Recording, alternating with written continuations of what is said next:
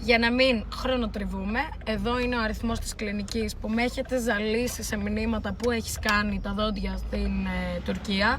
Δεν έχω κανένα απολύτως θέμα, αν αυτό ρωτάτε, δεν θα διαφήμιζα ποτέ κάτι που θα μου έκανε πρόβλημα, έτσι ώστε να αποκτήσετε κι εσείς πρόβλημα.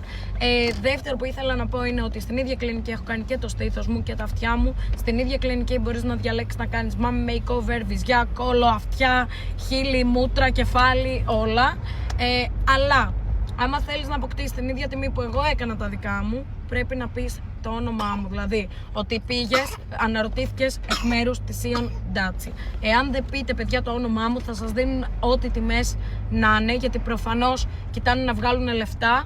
Οπότε, επειδή ξέρουν ήδη ότι εγώ έχω αναφέρει τιμές στο παρελθόν, δεν μπορούν να ανέβουν ακραία, εκτός αν είναι να βάλεις βίδες, λάμες, να αλλάξεις πάρα πολλά πάνω σου, που προφανώς, εντάξει, αυτό κοστίζει παραπάνω. Λοιπόν, μπαίνεις, μιλάς, λες ότι είσαι από μένα, παίρνεις την τιμή σου κατευθείαν, έχεις ξενοδοχείο πληρωμένο και μεταφορά γύρω-γύρω από αεροδρόμιο και ξενοδοχείο κλπ. Επίσης, 20 χρόνια εγγύηση σε περίπτωση που θα έχεις κανένα θέμα στο μέλλον, που δεν το νομίζω, αλλά για οποιαδήποτε τέλος πάντων whatever, έχεις 20 χρόνια, μιλάς, υπάρχει πάντα εκεί η κλινική, δεν αλλάζει θέση η κλινική, δεν μπορεί να φύγει να πάει αλλού.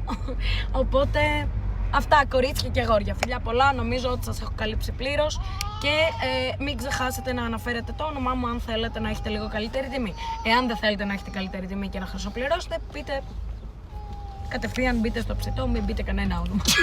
Ωραία, αλήθεια λέω.